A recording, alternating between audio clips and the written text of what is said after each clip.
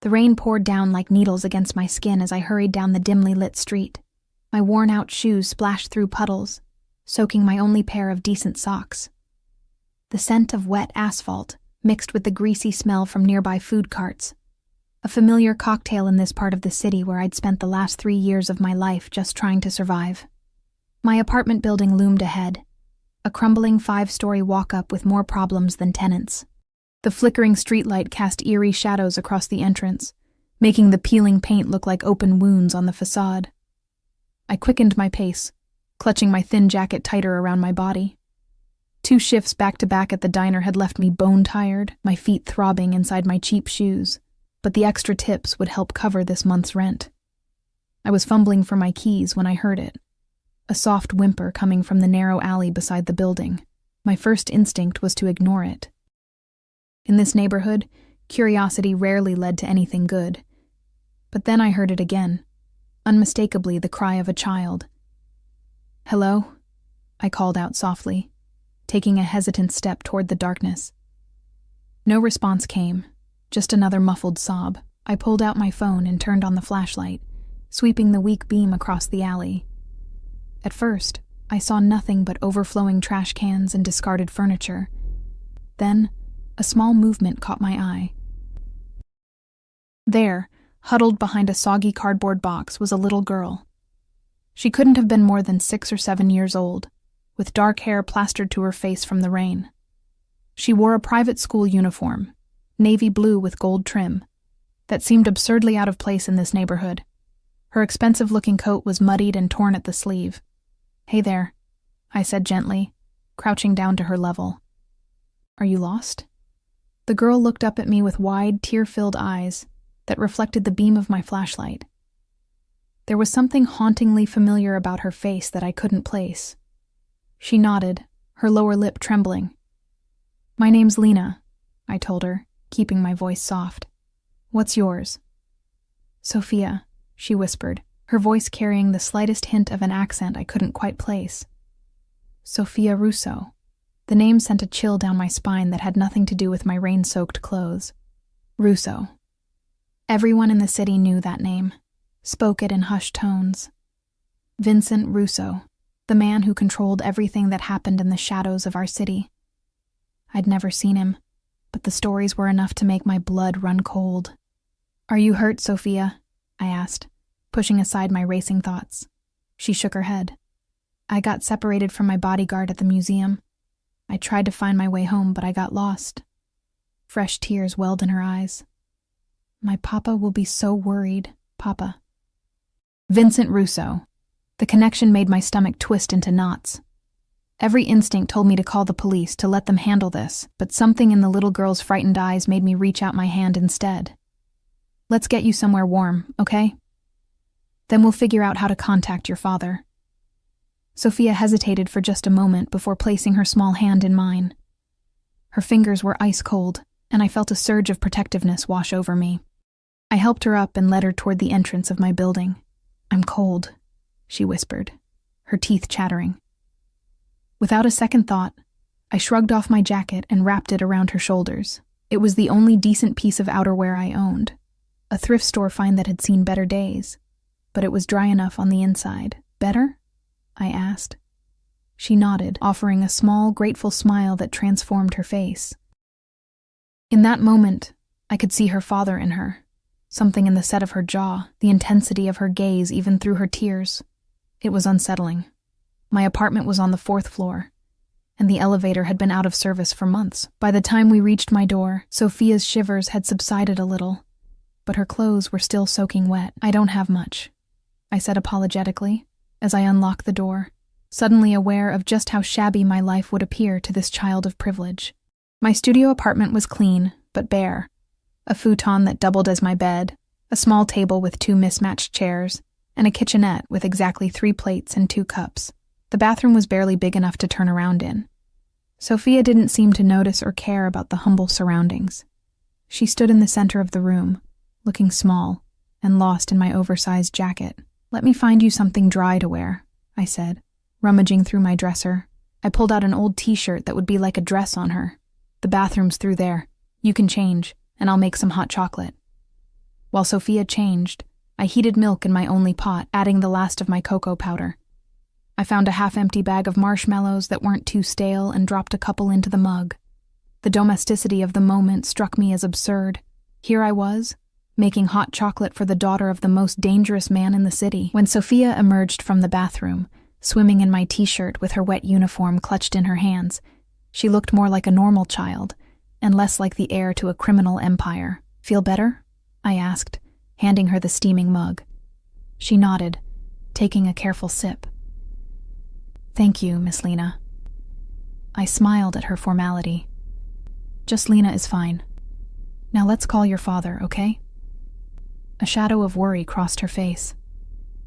My phone was in my coat pocket. I think I dropped it when I was running. "That's okay. We can use mine. Do you know his number?" Sophia recited a number from memory, and with trembling fingers I dialed. Each ring sent my heart rate climbing higher. What would I say to Vincent Russo? How would he react? Would he think I had something to do with his daughter's disappearance? The call connected, and for a moment, there was only silence. "Who is this?" The voice on the other end was quiet, controlled, but with an undercurrent of tension that made the hair on the back of my neck stand up. "My name is Lena Novak," I said, struggling to keep my voice steady. "I found Sophia. She's safe with me." Another pause, longer this time. I could hear muffled voices in the background, urgent and agitated. "Where?" Just one word, but it carried the weight of a command. I gave him my address, suddenly regretting bringing Sophia to my apartment. I should have taken her to a police station, somewhere public and safe. "Don't move." The line went dead. I lowered the phone slowly, meeting Sophia's expectant gaze. "Your father is coming," I said, forcing a reassuring smile. "Is he angry?" she asked in a small voice. "I think he's just worried about you." Sophia nodded, sipping her hot chocolate. "He gets scary when he's worried." I swallowed hard, my throat suddenly dry. "I'm sure everything will be fine." As I busied myself hanging Sophia's uniform in the bathroom to dry, I tried to calm the panic rising in my chest. I knew the stories about Vincent Russo, how people who crossed him had a habit of disappearing. I hadn't done anything wrong, I reminded myself. I'd found his daughter and kept her safe. Surely that counted for something. Less than 20 minutes later, the sound of multiple vehicles screeching to a halt outside my building broke the quiet. Sophia perked up, moving to the window. "That's Papa," she said with certainty. Heavy footsteps thundered up the stairwell. I moved instinctively to stand between Sophia and the door, though what protection I thought I could offer against Vincent Russo and his men, I couldn't say. 3 sharp knocks rattled my door on its hinges. "It's unlocked," I called out, my voice barely above a whisper. The door swung open, and the air in the room seemed to vanish. My first thought was that the photographs I'd seen in news articles didn't do Vincent Russo justice. He filled the doorframe, tall and broad-shouldered in a tailored black coat that shed droplets of rain onto my worn carpet. His face was all sharp angles, with a strong jaw darkened by 5 o'clock shadow, and eyes so intensely blue they seemed to glow in the dim light of my apartment. Behind him loomed 2 men in dark suits, their expressions grim and hands hovering near the bulges under their jackets. "Papa!" Sophia darted around me and ran to him. Vincent Russo dropped to one knee, enfolding his daughter in an embrace that spoke of genuine terror and relief. He whispered something in Italian against her hair, his large hand cradling the back of her head with surprising gentleness. When he looked up at me over Sophia's shoulder, the tenderness in his expression evaporated, replaced by something cold and calculating that made my blood freeze in my veins. "Sophia," he said, his voice deceptively soft as he set her aside. "Wait in the car with Marco. Papa needs to speak with Miss Novak." One of the men stepped forward, extending his hand to Sophia. She hesitated, glancing back at me with concern in her eyes. "It's okay," I assured her, though I wasn't at all certain that was true. "I'll see you again sometime." Sophia smiled, a bright, innocent expression that seemed at odds with the tension crackling through the room. "Promise?" Before I could answer, Vincent Russo rose to his full height and nodded to his man. "Take her down, and find her something proper to wear." Only when the door closed behind Sophia did he turn his full attention to me. His gaze traveled slowly around my apartment, taking in the peeling paint, the second-hand furniture, the overall shabbiness that no amount of cleanliness could disguise. I felt exposed, vulnerable, as if he could read my entire life story just by looking at my belongings. "So," he said finally, his voice low and smooth, "you found my daughter." "Yes," I answered, forcing myself to meet his gaze. "In the alley next to the building. She was lost and scared, and you brought her here." It wasn't a question, but an accusation. It was raining. She was cold. "I just wanted to get her somewhere warm while we contacted you." He moved further into the apartment with the fluid grace of a predator, forcing me to step back until my legs hit the edge of the futon. "You know who I am. Everyone knows who you are, Mr. Russo." A ghost of a smile touched his lips. "And yet you brought my daughter to your home instead of going to the police." I swallowed hard. She trusted me. I didn't want to frighten her more. Vincent Russo's eyes narrowed slightly, his gaze so intense I felt physically pinned in place. "And what do you want for returning her to me?" The question caught me off guard. "Want?" "Your price," he clarified, his tone suggesting this was the most natural question in the world. "For finding Sophia, for keeping her safe." His eyes flickered around my sparse apartment again. "Clearly you could use the money." Heat rushed to my face, embarrassment and indignation warring within me. Did he think I had helped his daughter expecting some kind of reward, that I had calculated what her safe return might be worth to him? "I don't want your money, Mr. Russo," I said, my voice firmer than I expected. "I found a lost child and helped her. That's all." Something shifted in his expression. Surprise, maybe, or disbelief. "Everyone wants something." I shook my head. "I just want to know she'll be okay. That's enough for me." He studied me for a long moment, as if trying to solve a particularly challenging puzzle. "What's your full name?" "Lena Novak." "And what do you do, Lena Novak, that leaves you living in a place like this while possessing such charitable instincts?" There was a hint of mockery in his voice that stung, but I refused to show it. "I work at Rosie's Diner on 9th Street. I'm also taking night classes at the community college." "Studying?" "Nursing." Vincent nodded slightly, as if filing away this information for later use. He moved toward the small table where Sophia's mug of hot chocolate still sat, half empty. With 2 fingers, he turned it slowly, examining the chipped rim and the faded cartoon character printed on its side. "You gave her hot chocolate," he remarked. "She was cold. And this?"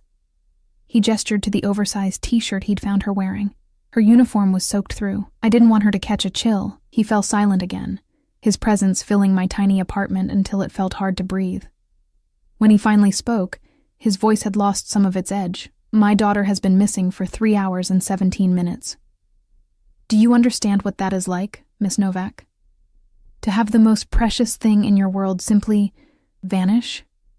I thought of my younger sister, Mia, who I'd practically raised after our parents died. The constant worry when she was out of my sight, the panic when she was late coming home. "I can imagine," I said softly. Vincent's gaze sharpened. "No, you cannot, because Sophia is not just any child. There are people who would use her to get to me. People who would hurt her without hesitation. She said she got separated from her bodyguard at the museum. An inexcusable failure that has already been addressed." The coldness in his voice made me shudder, thinking of what addressed might mean in his world. He reached inside his coat and withdrew an envelope, which he placed on my table. "For your assistance. I told you I don't want money, and I don't leave debts unpaid." His tone made it clear this wasn't up for discussion. "Consider it compensation for your time and the use of your facilities." I wanted to refuse, to push the envelope back toward him, but something in his expression stopped me. This was a man unaccustomed to being denied anything. "Thank you," I said instead, though I had no intention of opening the envelope. Vincent buttoned his coat, preparing to leave, but paused as his gaze fell on a framed photograph on my dresser, the only personal item visible in the apartment. He moved toward it with that same predatory grace. "Family?" he asked, picking up the photo of Mia and me at her high school graduation 2 years ago. "My sister." The single word felt like revealing too much, but I couldn't bring myself to lie. "Where is she now?" "College. Scholarship." I kept my answers clipped, suddenly desperate for him to leave, to take his overwhelming presence out of my carefully constructed life. He set the photo down precisely where it had been, but the damage was done. He had seen a piece of me, had touched the frame that held one of my few treasures. "You've done me a service tonight, Lena Novak," he said as he moved toward the door. "I won't forget it." Those words, spoken so casually, sent a chill down my spine. Being remembered by Vincent Russo didn't strike me as a blessing. "There's no need," I began, but he cut me off with a raised hand. "My daughter is fond of you already. She has few female influences in her life." He paused, seeming to choose his next words carefully. "She would like to see you again." It wasn't a request, but it wasn't quite a command either. Something in between, delivered with the expectation of compliance. "I work most days," I said, unsure how to respond. "I'm aware of your schedule," of course he was. In the time it had taken him to arrive, he'd probably learned everything there was to know about me. "A car will come for you on Sunday.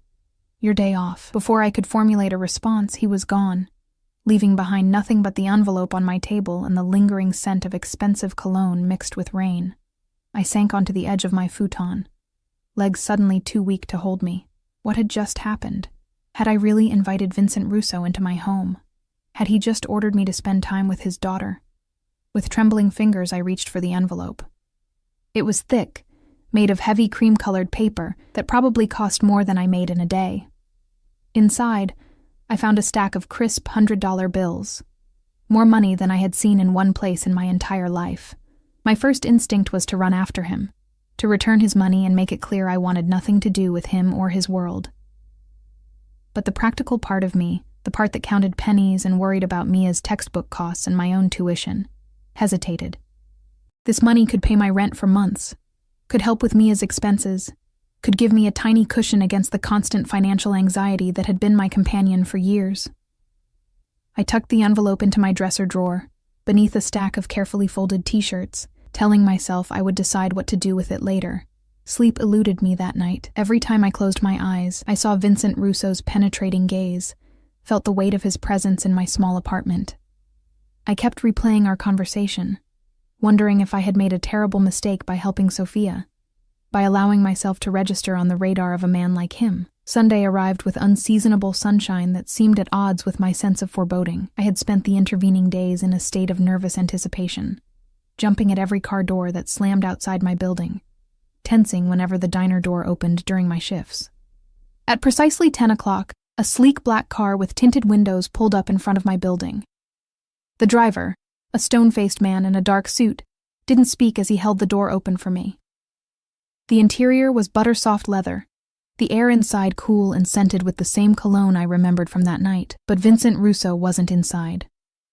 Instead, Sophia sat on the back seat, her face lighting up when she saw me.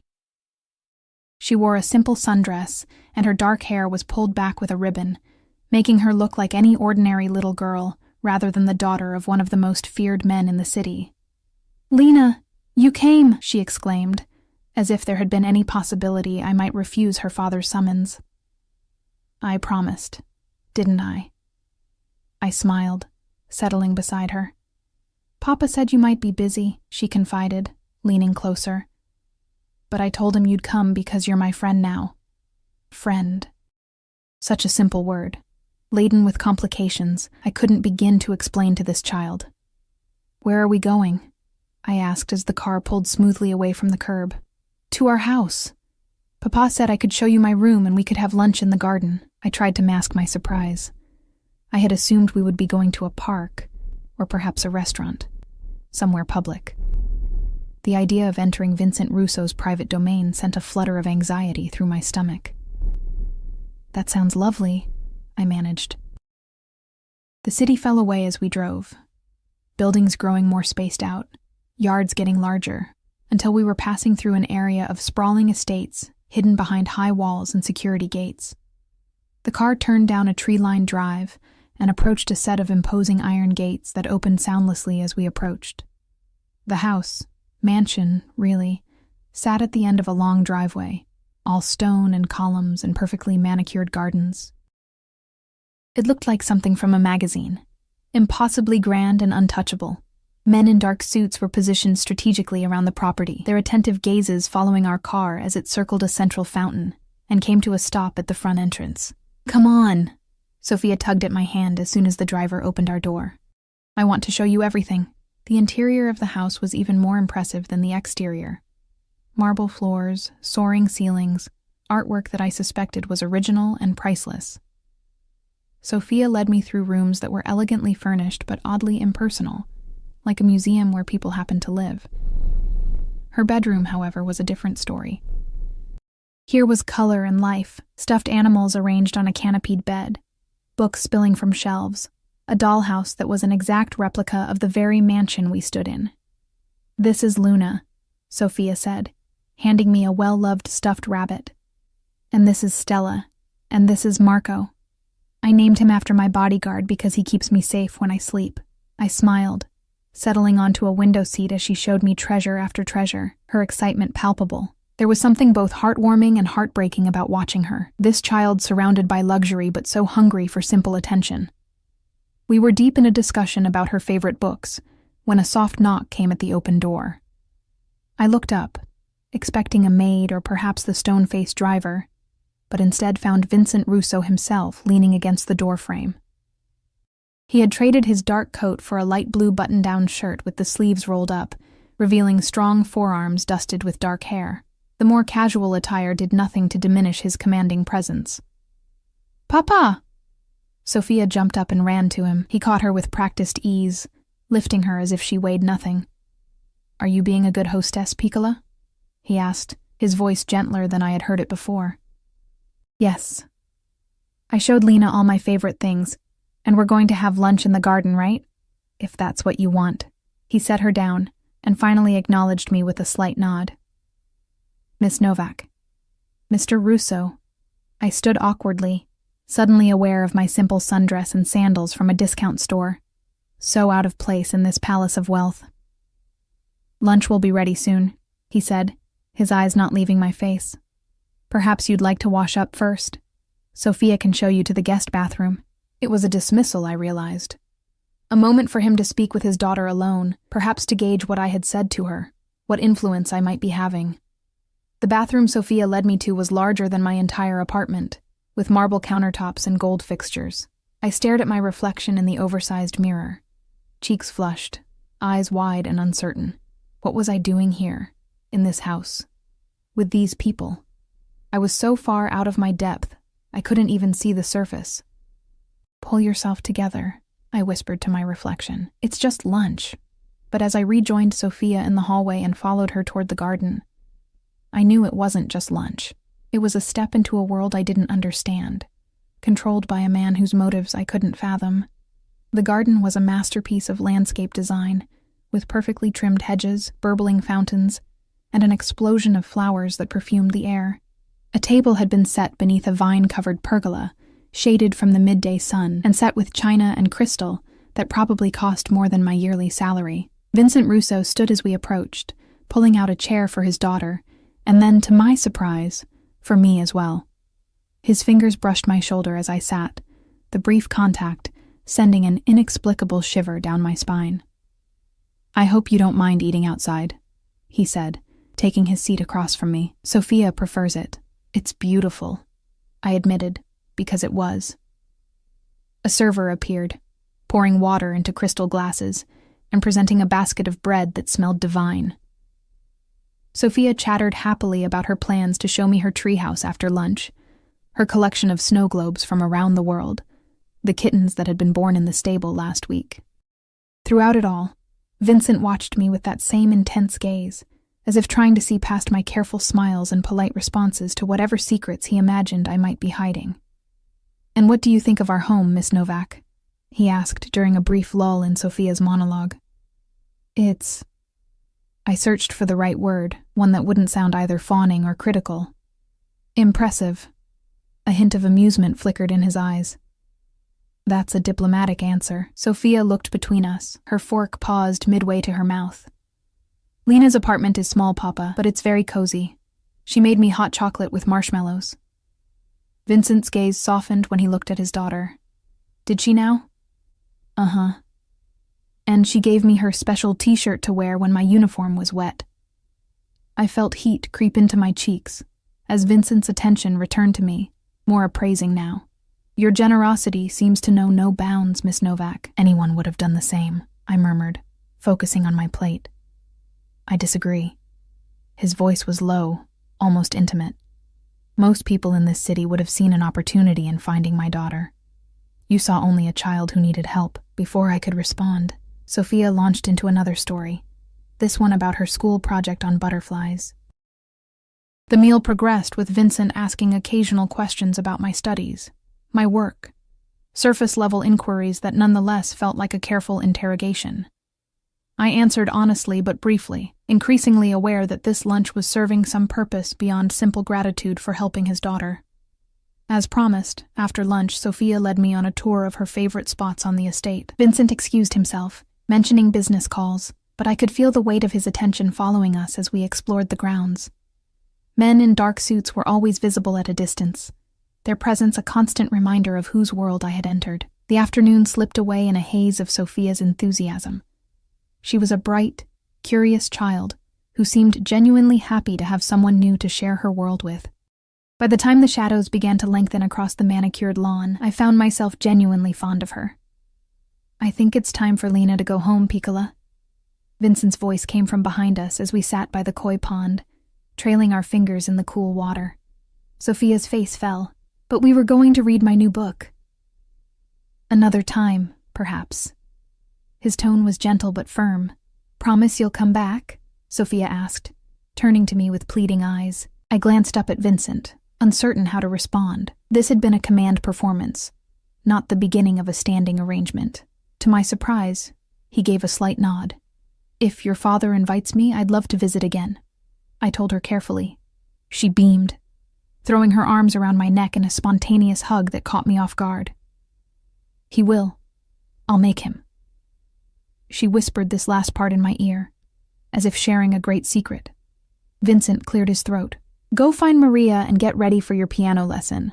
I'll see Miss Novak out. Sophia squeezed me once more before running toward the house, her dark hair streaming behind her. Left alone with Vincent, I felt that same tension return, the air between us charged with something I couldn't name. You're good with her, he remarked as we walked slowly back toward the house. She's easy to be good with. She's a wonderful child. Yes. Pride colored his voice. She is the one pure thing in my life. The admission surprised me. It seemed too personal, too vulnerable for a man like him. She misses her mother, he continued, his gaze fixed on some point in the distance. I'm sorry. Is she dead? No, merely absent by choice. His tone hardened. Sophia was 4 when her mother decided our life no longer suited her ambitions. She's in Milan now, I believe, with a fashion designer.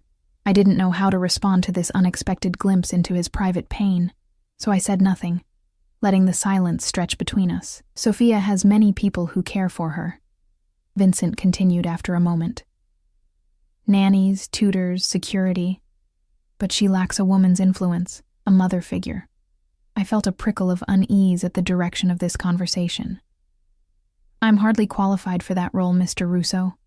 And yet she's taken to you. He stopped walking, turning to face me fully. Children have instincts about people. Sophia sensed something in you, something genuine. I just treated her like a person, not a possession. His eyes narrowed slightly. Is that what you think I do? Treat her like a possession? I didn't mean... You did. He took a step closer, close enough that I could smell the subtle scent of his cologne. You see me as what? A criminal who happens to have a daughter? A monster playing at being a father? I don't know you, I said quietly. I only know what people say. And what do they say, Lena Novak? His voice had dropped to nearly a whisper. That you're dangerous, that people who cross you disappear. A humorless smile touched his lips. Yet here you stand, telling me to my face that I treat my daughter like a possession. That's not what I broke off, frustration rising. Look, Mr. Russo, I don't know what you want from me. I found Sophia by chance. I helped her because she needed help. There's nothing more to it than that. What if I want there to be more? The question hung in the air between us. laden with implications I wasn't sure I understood. More what? Sophia needs someone she can trust. Someone outside of my world who sees her for who she is, not what her name represents. I shook my head, taking a step back. I'm not qualified to be anyone's role model. I'm just trying to get through nursing school and keep a roof over my head. And yet you gave your only jacket to a stranger. You shared your last hot chocolate with a lost child. His gaze was uncomfortably perceptive. You care about people, Miss Novak. That is a rare quality. Before I could formulate a response, he reached into his pocket and withdrew a small card. My private number, he said, pressing it into my palm. If you ever need anything at all, you call this number. I won't need anything, I insisted, though I didn't hand the card back. Everyone needs something eventually. He nodded toward the front of the house, where the same black car that had brought me was now waiting. The driver will take you home. As I turned to go, his hand caught my arm, the touch sending an unexpected jolt of warmth through me. Sunday, he said. Sophia has a riding lesson at 10. She would be pleased if you attended. It wasn't a request. It wasn't quite a command. It was something in between, delivered with the quiet confidence of a man who knew his wishes would be granted. I'll try, I said, the closest I could come to an assertion of independence. The corner of his mouth lifted in what might have been amusement. The car will come at 9:30. The week that followed felt surreal. I went through the motions of my normal life, serving plates of eggs and pancakes at the diner, attending my evening classes, studying late into the night, but my mind kept drifting back to that Sunday. To Sophia's bright smiles and innocent chatter, to Vincent's penetrating gaze and cryptic words. I told myself I wouldn't go back, that I would call the number on the card Vincent had given me and politely decline his invitation, that I would extricate myself from whatever game he was playing before I became a pawn in it. But when Sunday morning arrived, I found myself waiting outside my building at 9:30, a small gift for Sophia tucked under my arm, a book I had loved at her age, purchased from a second-hand bookstore with a portion of the money Vincent had given me. The same car arrived, right on time. The same silent driver held the door. But this time, the back seat was empty. We drove through the city in silence, the privacy glass between the front and back seats raised. I watched the landscape transform from urban grit to suburban comfort to rural opulence, anxiety building with each mile. When we arrived at the Rousseau estate, I was directed not toward the main house but to a stable complex that looked nicer than most homes. The scent of hay and horses filled the air as I followed a stone path toward a fenced arena where I could see Sophia atop a gleaming chestnut pony, her face a study in concentration as she guided the animal in a circle. Vincent stood at the fence, his posture relaxed but attentive, dressed more casually than I had seen him before in dark jeans and a simple white shirt. The morning sun caught in his dark hair, highlighting threads of silver at his temples I hadn't noticed before. He turned as I approached, and something flickered in his eyes. Surprise, perhaps, that I had actually come. Miss Novak. He inclined his head slightly. Sophia will be pleased. I said I would try, I reminded him, stopping a few feet away. A ghost of a smile touched his lips. So you did. Sophia spotted me then, her face lighting up with delight. She waved enthusiastically, causing her pony to prance sideways in response to her shifted weight. Eyes forward, Sophia, called a stern-looking woman in riding clothes. Mind your posture. My daughter, Vincent said, his gaze returning to the arena, is determined to master everything she attempts, sometimes to the frustration of her instructors. I heard the pride in his voice, saw the softness in his expression as he watched his daughter. For a moment he wasn't Vincent Rousseau, feared crime lord, but simply a father admiring his child. She reminds me of my sister, I found myself saying. Mia has that same determination. The sister in college, he remarked, proving he remembered every detail of our brief conversation in my apartment. Yes, she's studying environmental science. She wants to save the world. A noble ambition. He glanced at me. And you? You wish to be a nurse, to save lives on a smaller scale. The way he put it made my aspirations sound equally worthwhile, which wasn't what I had expected. I just want to help people, I said simply. Vincent nodded, as if this confirmed something he had already concluded about me. A rare quality, as I said. We watched in companionable silence as Sophia completed her lesson, guiding her pony over a series of small jumps with increasing confidence. When the instructor finally signaled the end of the session, she trotted over to the fence, her cheeks flushed with excitement. "Did you see me, Lena? Did you see how high we jumped? You were amazing," I told her honestly. She beamed, then turned to her father. "Papa, can Lena help me brush Maple down, please?" Vincent looked to me, one eyebrow raised in silent inquiry. "I'd like that," I said, finding to my surprise that it was true. "If it's allowed." Sophia's riding instructor approached, skepticism written across her features. "Sir, Maple needs proper care. I'm sure Miss Novak is quite capable of following Sophia's instructions," Vincent interrupted smoothly. "Isn't that right?" "I'm a quick learner," I assured the instructor, whose pinched expression suggested she remained unconvinced. Vincent's hand settled briefly on my shoulder as I passed through the gate into the arena, a warm, solid pressure that lingered even after he withdrew it. "I have some calls to make," he said. "Join me for lunch when you've finished here." Again, not quite a request, not quite a command. The next hour passed in a blur of Sophia's enthusiastic instructions and the therapeutic rhythm of brushing the patient pony. Sophia chattered away, telling me about her school, her friends, carefully vetted by her father's security team, I gathered, and her dreams of becoming an Olympic equestrian. There was something refreshingly normal about her, despite the extraordinary circumstances of her life. "Papa says you're studying to be a nurse," she said, as we led Maple back to his stall. "That's right. I have about a year left before I finish my degree." "Why a nurse? Why not a doctor?" I smiled at her directness. "Nurses spend more time with patients. They're the ones who make people feel better day to day. Doctors are important, but nurses are the heart of healthcare." Sophia nodded thoughtfully, "Like how Papa is important, but Marco and the others take care of me every day." The comparison between her father's security detail and nursing wasn't one I would have made, but I understood her point of reference. "Something like that," I agreed. After ensuring Maple was comfortable in his stall with fresh hay and water, we made our way back toward the main house. Sophia's small hand slipped into mine as we walked, a gesture of trust that made my heart squeeze. "I'm glad Papa found you," she said suddenly. "Actually, I found you, remember?" She giggled. "I know, but Papa says things happen for a reason, that it wasn't an accident I got lost and you found me. I wasn't sure how to respond to that." The idea that Vincent Russo saw some greater purpose in our meeting unsettled me.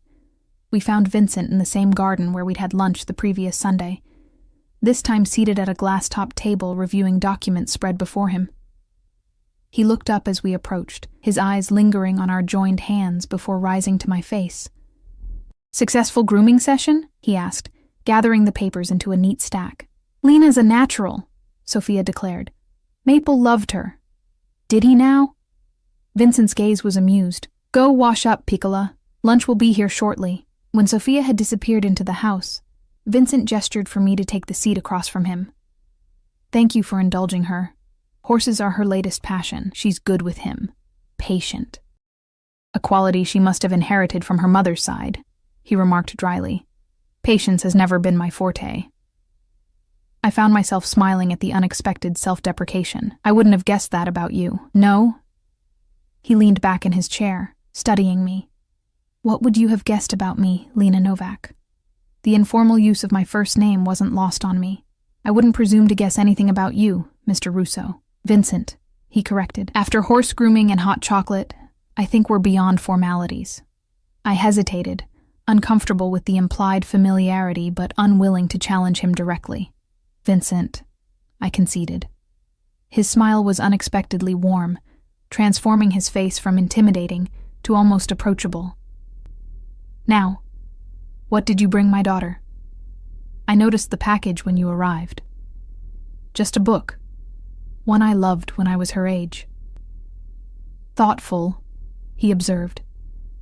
"Sophia treasures books above most other gifts." "What was it?"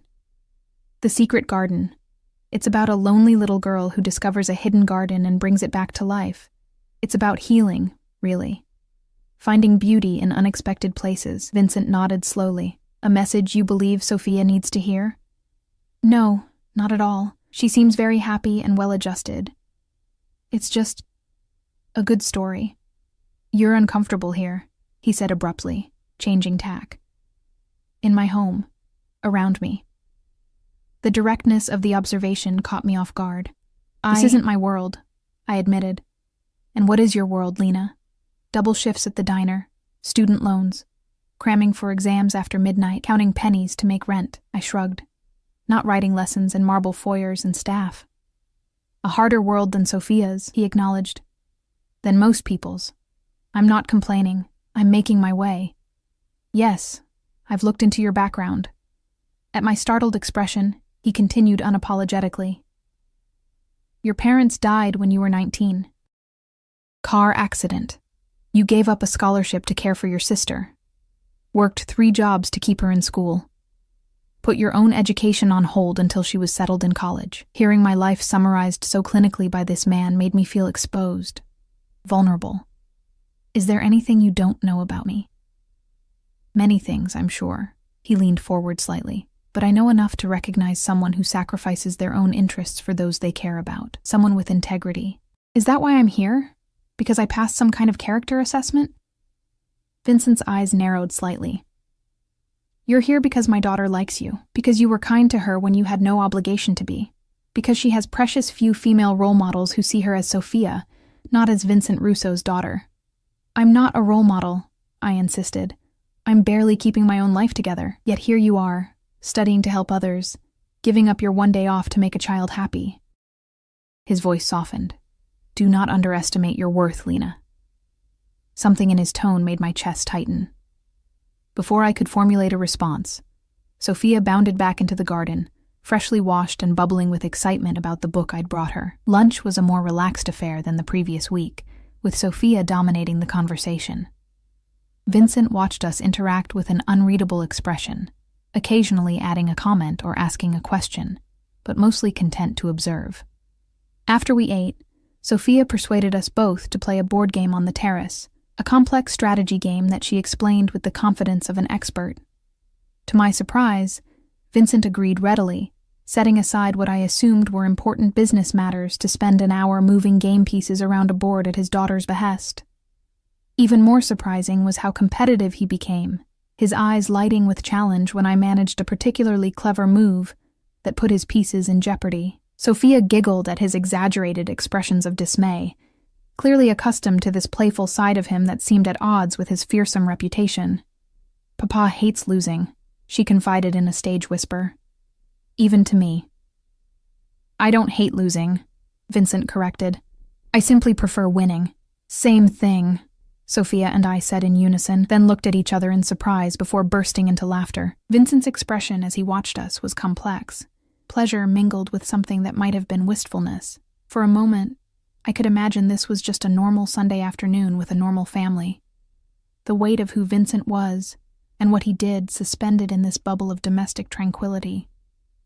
The illusion shattered when a man in a dark suit appeared at the edge of the terrace, his face expressionless as he caught Vincent's eye and gave a slight nod. Sophia, Vincent said, his voice returning to its usual controlled tone. Why don't you show Lena the library? I need to speak with Antonio for a moment. Sophia bounded to her feet, eager to share another of her favorite places. As she pulled me toward the house, I glanced back to see Vincent's face transformed. All warmth vanished as he listened to whatever message his man was delivering. The contrast was jarring, the doting father replaced in an instant by the man whose name was whispered in fear throughout the city. The Russo library was as impressive as the rest of the house, 2 stories of floor-to-ceiling bookshelves accessed by a rolling ladder, comfortable reading nooks tucked into window alcoves, the scent of leather and paper permeating the air. Sophia showed me her favorite volumes, proudly pointing out the classics she'd already read despite her young age. We were deep in a discussion of fairy tales when Vincent appeared in the doorway, his expression once again carefully composed. Sophia, Maria needs you for your piano practice. But Lena and I... Now, Sophia. His tone brooked no argument. She pouted but complied. giving me a quick hug before leaving the room. Vincent waited until her footsteps had faded down the hallway before approaching where I stood by one of the tall windows. I apologize, but I need to cut our visit short today. Something has come up that requires my attention. Of course, I said, relieved in a way to be leaving early. The longer I stayed in this house, the more confused I became about my role here. I'll just say goodbye to Sophia. That won't be necessary. He moved closer, his voice lowering. I've arranged for a car to take you home. The abruptness of the dismissal stung more than it should have. Did I do something wrong? Vincent's expression softened slightly. No. This is business. Nothing to do with you, but there was something in his eyes, a tension that hadn't been there before. Whatever message his man had delivered had changed something.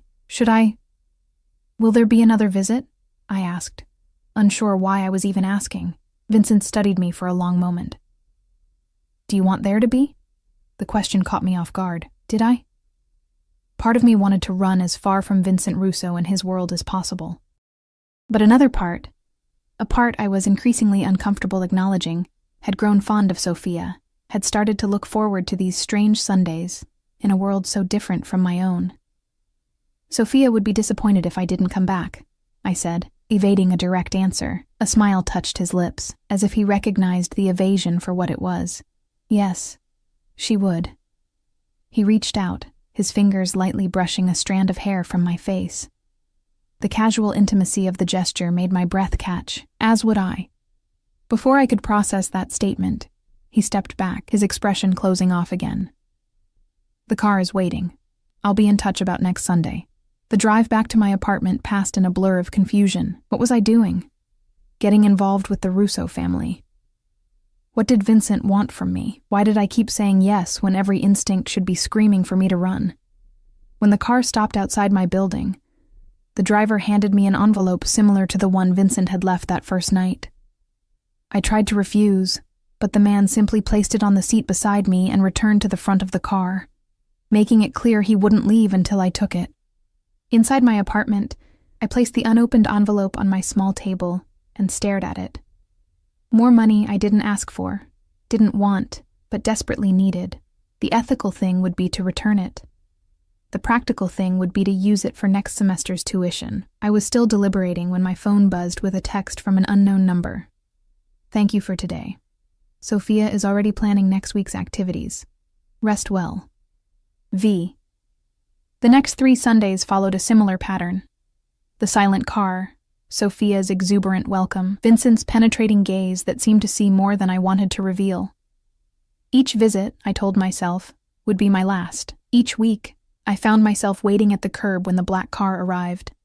Sophia bloomed under my attention, showing me every corner of her world with unrestrained enthusiasm. We baked cookies in the massive kitchen, planted flowers in her personal garden plot, read books side by side in the library. I helped her with a school project, taught her how to braid her hair, listened to her practice piano pieces with serious concentration. And Vincent watched, always watching, his expression unreadable yet somehow approving. He kept his distance most of the time, joining us for meals or the occasional game, but otherwise allowing Sophia and me to form our own bond. Occasionally, I would look up to find him observing us from a doorway or across the garden, his intensity making my skin prickle with awareness. The texts continued, brief messages that arrived in the evenings, ostensibly about arrangements for the next visit, but increasingly personal. Comments about Sophia's progress in school, questions about my studies. Once, after I mentioned an upcoming exam, a single message: "You will excel." I tried not to analyze why those 3 words from him made me study harder that night than I had for any test in my life. The envelopes appeared after each visit. Always the same cream-colored paper. Always left somewhere I would find it after Vincent had excused himself. I used the money for tuition, for Mia's textbooks, for a desperately needed laptop to replace my dying one. I told myself I was providing a service, being a friend to a lonely child, and the compensation was justified. I ignored the voice that whispered there was more to it than that. On the 4th Sunday, something shifted. I arrived to find Sophia unusually subdued, picking at her breakfast on the terrace rather than racing to greet me as she usually did. "What's wrong?" I asked, settling into the chair beside her. She shrugged, pushing scrambled eggs around her plate. "Daddy had a bad night." My eyes darted to Vincent, who sat at the far end of the table, his attention fixed on the tablet in his hand. A darkening bruise shadowed his jawline, and his knuckles were raw and scabbed. "A disagreement with a business associate," he said without looking up, his voice neutral despite the evidence of violence on his body. Sophia's bottom lip trembled slightly. "They were shouting. I heard them." Vincent's head snapped up, his gaze sharp with concern. "You were supposed to be asleep, Sophia." "I got thirsty." She stared down at her plate. "I heard the shouting and then the loud noise." Like a car backfiring, a silent conversation passed between Vincent and me over his daughter's bowed head, his expression warning, mine questioning. A loud noise like a car backfiring. A gunshot. Vincent's bruised face. The implications formed a knot in my stomach. "Sometimes adults disagree," I said carefully, placing a gentle hand over Sophia's. "But your father is fine. See? He's right here." Vincent's face softened slightly at my attempt to reassure his daughter.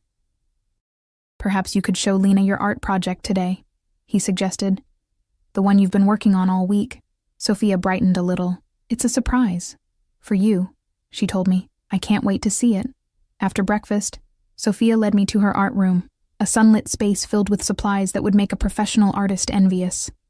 While she arranged her project, still hidden under a cloth, Vincent appeared in the doorway, gesturing for me to join him in the hallway. "Thank you," he said quietly when we were out of Sophia's earshot. "For not asking questions, for helping normalize things for her." "What happened to your face?" The question escaped before I could stop it. His expression hardened. "Nothing that concerns you. It concerns Sophia. She heard a gunshot, Vincent. She heard a car backfiring," he corrected sharply. Then, seeing my expression, he sighed. "Some business dealings become complicated. It's been handled." "Handled," I repeated, the word tasting bitter. "Is that what you call it?" "What would you have me call it?" His voice was dangerously soft. "Should I explain to my 6-year-old daughter the realities of my world? Should I tell her there are people who would hurt her to get to me? That sometimes I must act first to protect what's mine? Of course not, but there is no but, Lena." He moved closer, his presence suddenly intimidating in the narrow hallway. "My priority is Sophia's safety and happiness. Always. Everything else is secondary." I should have backed down, should have nodded and returned to Sophia's art room. Instead, I found myself saying, "Including the law? Including basic human decency?" Vincent's eyes narrowed, a muscle in his jaw twitching. "You judge what you don't understand. My world operates by different rules. Rules that allow hurting people? Rules that protect my family at any cost." His voice dropped to a near whisper. "If you cannot accept that, perhaps your time in this house should come to an end." The thought of never returning, of never seeing Sophia again, hit me with unexpected force. "You'd do that to her? End our friendship because I dared to question you?" Something shifted in his expression. Surprise, perhaps, that I would challenge him so directly. "No," he said after a moment. "I wouldn't do that to her." His eyes held mine. "Or to you." Before I could decipher what he meant, Sophia called from the art room. "Lena, I'm ready." Vincent stepped back, the tension between us still crackling in the air. "Go. She's waiting." The rest of the day passed in a strained facsimile of our usual visits. Vincent was distant, responding to Sophia's chatter with distracted smiles, his attention frequently drawn to his phone. I caught him watching me when he thought I wouldn't notice, his expression unreadable. When it was time for me to leave, Sophia hugged me tightly, as if sensing the discord between the adults. "You'll come back next Sunday, right?" she asked, her eyes searching mine. I glanced at Vincent, who stood a few paces behind his daughter. "If your father invites me," I said carefully. "Papa?" Sophia turned to him, her expression pleading. Vincent's gaze moved from his daughter to me, something complex and unresolved passing through his eyes. "Of course," he said finally. Lena is always welcome here. The week that followed was one of the most difficult of my semester, a major exam, extra shifts at the diner to cover for a sick colleague, a paper due that I had barely started. I was running on caffeine and determination, my mind so focused on survival that I had little energy to contemplate the increasingly complicated situation with the Russos. Then came Friday night. I was walking home from a late shift at the diner, the street dark except for the occasional flickering streetlight. My feet ached, my brain was foggy with exhaustion, and all I could think about was falling into bed for a few precious hours of sleep before my morning class. I didn't notice the three men until they stepped out of the shadows half a block from my apartment building. Young, hard-faced, with the swagger of those who believed the streets belonged to them. I clutched my bag tighter and quickened my pace, keeping my eyes forward. "Hey, pretty lady," one called. "Where are you going so fast?" I ignored him, focusing on the entrance to my building now just yards away. "I'm talking to you," he said, stepping directly into my path. His breath reeked of alcohol, his pupils dilated from something stronger. "I need to get home," I said firmly, trying to step around him. He moved with me, blocking my way again. His two friends circled behind me, cutting off my retreat. "Maybe we could keep you company." Fear coiled in my stomach, but I kept my voice steady. "No, thank you. Please let me pass." The man reached out, his fingers brushing my cheek. So polite. I like that. I jerked away from his touch, only to bump into one of his friends behind me. Hands gripped my arms, holding me in place as the first man leaned closer. "Let's see what you got in that bag," he said, reaching for my purse. A sleek black car screeched to a halt at the curb, its tinted windows reflecting the streetlight. The three men froze, their attention drawn to the vehicle as its rear door swung open. Vincent Russo emerged, his movements fluid and controlled, his expression coldly furious. Behind him came two of his men, their stances broadcasting lethal capability. "Let her go," Vincent said, his voice so soft I barely heard it. The hands gripping my arms released immediately, their owners backing away. The leader wasn't quite as quick to recognize the danger. "Who the fuck are you?" he demanded. Though his bravado was already crumbling under Vincent's glacial stare, Vincent didn't answer. He simply nodded to one of his men, who stepped forward and whispered something in the leader's ear. The color drained from the young man's face. "Mr. Russo, I didn't know. She's not marked. We wouldn't have—" "Go," Vincent interrupted, his contempt palpable. "Now. And understand that this woman is under my protection. If you or anyone touches her, if she feels even a moment's unease walking these streets, I will know. And I will respond accordingly." The three men fled, practically falling over themselves in their haste to disappear. Vincent turned to me, his eyes sweeping over my body as if checking for injuries. "Are you hurt?" I shook my head, still processing what had just happened. "What are you doing here?" "Ensuring your safety, apparently." He gestured toward my building. "Let's get you inside." Too shaken to argue, I led him up the stairs to my apartment. Only as I unlocked the door did the strangeness of the situation fully register. Vincent Russo, in his tailored suit and Italian leather shoes, entering my shabby one-room apartment for the second time. "You didn't answer my question," I said, setting down my purse with hands that still trembled slightly. "Why are you here? How did you know where I was?" Vincent moved to my window, looking down at the street where his car and men waited. "I came to discuss Sunday. Sophia has a recital she wants you to attend." He turned to face me. "As for your location, I always know where you are, Lena." The admission should have frightened me. Instead, I felt an unsettling mix of indignation and something that felt dangerously like security. "You have me followed?" "I have you protected," he corrected. A decision that proved prescient tonight. I sank onto the edge of my futon. "I don't understand any of this. What am I to you, Vincent? Why am I in your life?" He was silent for a long moment, his expression thoughtful as he studied me. When he finally spoke, his voice was quieter than I had ever heard it. "You are the woman who found my daughter and asked for nothing in return.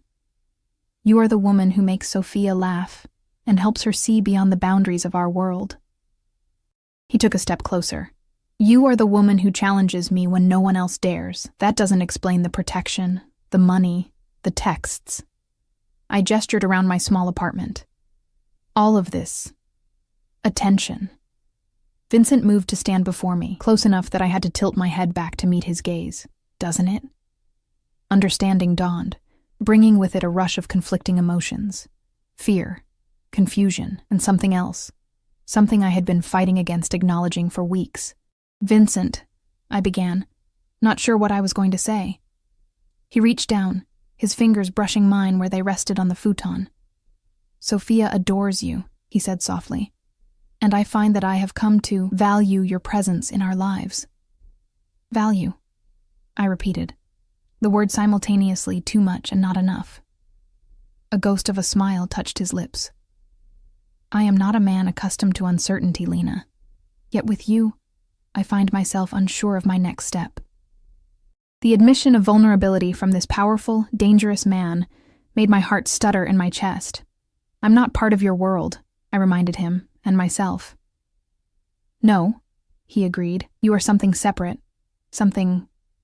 He seemed to search for the right word. Pure. I laughed softly, the sound edged with disbelief. I'm hardly pure, Vincent. Compared to me? His eyes held mine. You are light itself. He stepped back, breaking the moment of intensity between us.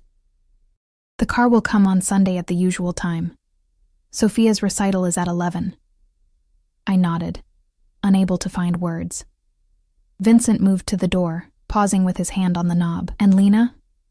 You will never walk these streets alone again. My men will ensure your safety, whether you see them or not. It wasn't a request, but this time, I found I didn't mind. After he left, I stood at my window watching his car pull away, my thoughts a tangled mess. What was happening between us? Was I truly considering a deeper involvement with Vincent Russo?